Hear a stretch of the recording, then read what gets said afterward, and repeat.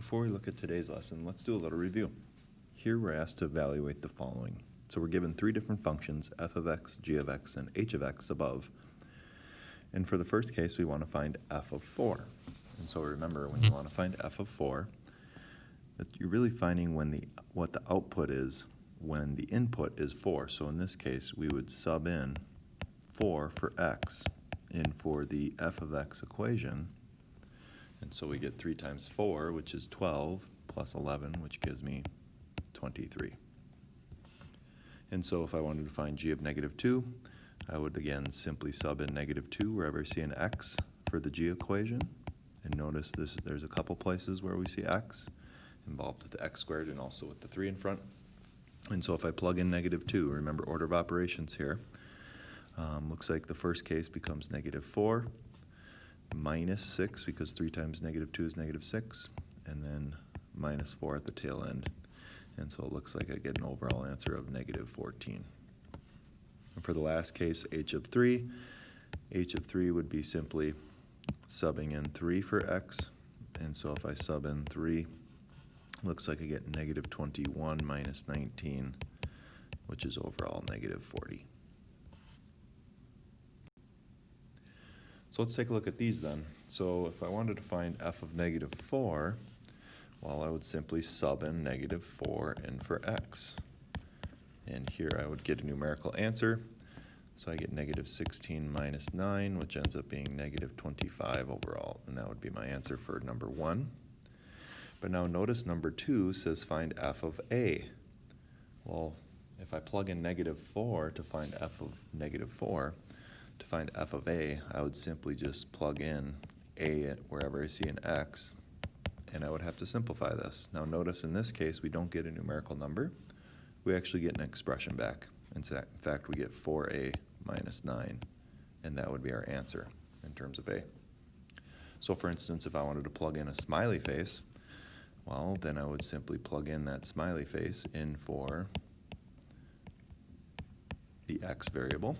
And so if I simplify, it looks like I get 4 smiley faces minus 9. And again, I get an expression back. So the last two, notice, these are prime example of what we call compositions in math. And so if I wanted to find f of x plus 1, well, wherever there's an x, I need to replace that, in this case, with x plus 1. And so it would be 4, and then in parentheses, I would replace that x with the x plus 1. You still have the minus 9 on the outside. But notice if I were to simplify this, getting rid of the parentheses, I would distribute the 4 through. So it would become 4x plus 4. And then we still have the minus 9 on the outside. And then collecting the like terms at the end, looks like I get 4x minus 5 overall. And so lastly, if I wanted to find f of x cubed minus 4, well, again, you're going to be replacing that x, in this case, with the x cubed minus 4. And just like we did in the last example above, we would have to distribute that 4 through to get rid of the parentheses. And so I get 4x cubed minus 16 minus 9. And so then my final answer would be 4x cubed minus 25. So as mentioned before, today's lesson is going to be on compositions of functions. And so we're going to look at how to rewrite and simplify and also evaluate compositions in this lesson. So function composition, what a composition of function is a function operation that uses the input or the output from one function as an input for the second function. The notation we use is 2 different forms. We either use this notation, which would be pronounced as f of g of x, if we were to say that, or you might see it written like this. Kind of like there's 2 different forms for our operations of functions. This is similar to function composition, where you see that f(og), that O part represents the composition, but know that these two mean the same thing here, the notation. Now if you see it written this way, f of g of x, that means we take g of x and plug in for the variable of x in the f of x equation.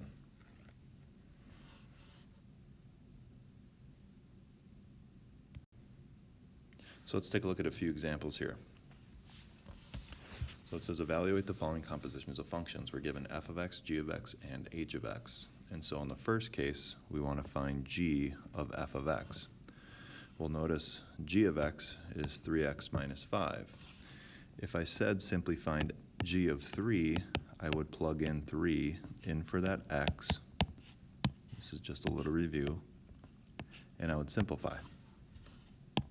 So for instance, if I wanted to find g of f of x, well, that's finding g of the f of x equation, which is x squared plus 2.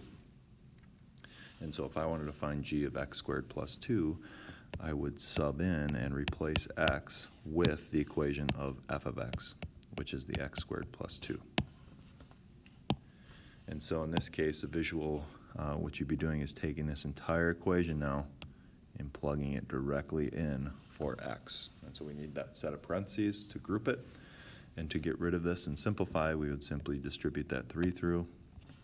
So we get 3x squared plus 6 minus 5, and then collecting the like terms at the end, we get 3x squared plus 1 overall. And so for example, if I wanted to find the next one, that would be read as g of h of x. And so since h is inside, we would be plugging the entire h equation now in for x there. And so g of h of x would be g of 8x, and my g equation is 3x minus 5, and so I would sub in the 8x right there in for x, and so I'm left with 24x minus 5 overall. And then for the very last one here, f of g of x, notice now g of x is inside. And so since g of x is inside, that means I'm taking the entire g of x equation and I'm plugging it in for the x in the f of x equation. Now notice we have a squared on the outside, so you make sure you want to put that in parentheses. But f of g of x would simply be f of 3x minus 5. And since my f of x equation was x squared plus 2, we're going to be replacing that x with the 3x minus 5.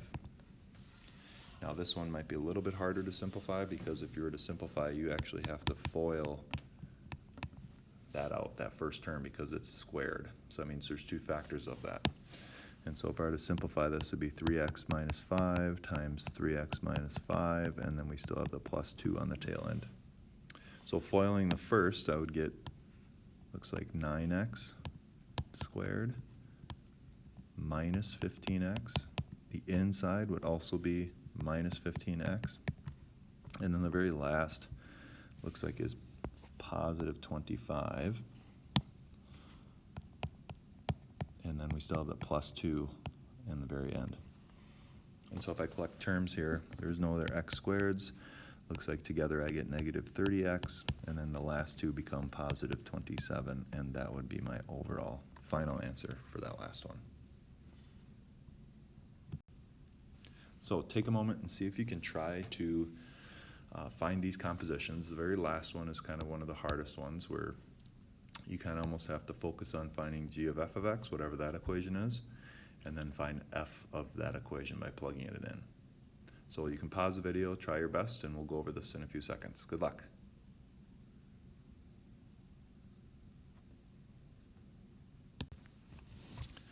So in the very first one, we want to take g of f of x. And so that means we're taking g of the negative 4x plus 1. So this means we're taking the entire f of x equation and plugging it directly in for x for that g equation. So since g originally wrote as 2x minus 7, instead of x there, I'm going to replace x with the negative 4x plus 1. And so if I distribute the 2 through by simplifying here, looks like I get negative 8x plus 2 minus 7. And then overall negative 8x minus 5 would be my final answer there. For the next one, if I wanted to find h of g of x, since g of x is inside, that's finding h of the 2x minus 7. So in this case, we're taking the entire g of x equation, which is inside, and we're plugging it directly in for x there for our h of x equation. And so originally it was x squared plus 2, so we're going to be, instead of the x part, we're going to be plugging in the 2x minus 7. And so notice this time we would have to FOIL that first because it's squared. And so there's 2 factors of the 2x minus 7 we'll write out first. We still have that plus 2 on the outside, so if I FOILed, first I got 4x squared. Outside would be negative 14x. Inside would be another negative 14x. And the very last term, negative 7 times negative 7 becomes positive 49. And we still have the plus 2. So if I simplify a little bit further, if I collect the x's, it becomes negative 28x. And if I collect the constants at the end, I get plus 51. So the last one's probably one of the harder ones, but we did already find g of f of x, if you noticed. And order of operations says work inside out. And I already found that to be this negative 8x minus 5. And so we already found g of f of x. Now if I wanted to find f of that value, that means I'm taking this whole equation and plugging it directly in for x, for the f of x equation. So originally f of x was negative 4x plus 1. I'm going to be plugging in the negative 8x minus 5 in for that x part. And so I still have that negative 4 in front that I need to distribute. So it looks like it becomes positive 32x plus 20, and then you still have the plus 1 on the outside. So 32x plus 21 is what you should have got there. So for part 2 is just simply now evaluating these compositions, so looking at equation form and also from a graph.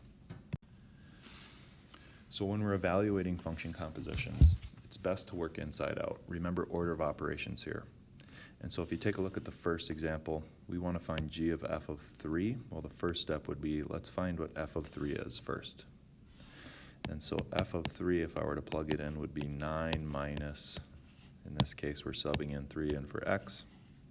And so overall we get, looks like f of 3 equals 6. Now that we know what f of 3 is, now we're finding g of that value because that's inside the parentheses there for g of x. And so if I wanted to find g of 6 now, well, notice we're plugging it in for the g of x equation now, which is x squared plus x. So in this case, it's going to be 6 squared plus 6, because you're plugging that in for x. And so in this case, we get 36 plus 6, which ends up being 42 as our final answer there. And so in the next one, we would want to find what g of 11 is first. And so if I focus on finding g of 11, that's plugging it in for that equation. So it'd be 11 squared plus 11 would be g11. And so 11 squared is 121, plus that 11 gives me a total of 132. And so since that's g11, now I'm finding h of that value. And so if I plug in that value in for the h equation, which is x minus 2, well, it looks like it's just going to be 132 minus 2, which overall gives me 130 there. And the last one, working inside out, let's first find what f of 13 is. And so if I plugged in f of 13 in for there, it'd be 9 minus 13. And so I have h of g of, well, f of 13 we just found out is going to be negative 4 there. And now if I work inside out again, the next step I would do would be finding g of negative 4. And so since g of negative 4, if I plug it in for my g equation, that would be, remember Remember, that's x squared plus x, so in this case it's going to be negative 4 squared plus negative 4. Negative 4 squared is 16. Minus 4 gives me a total of 12. And now that I found out what 12 is, notice the very outside function is h. So now I'm finding h of that 12. And so if I plug it in for the h equation finally, looks like that's parenthesis 12 minus 2, because I'd be subbing in for x there. So 12 minus 2 ends up being 10, and that would be my overall final answer. So take a moment, pause the video, and see if you can find the numerical answers for each of these composition ones. Good luck.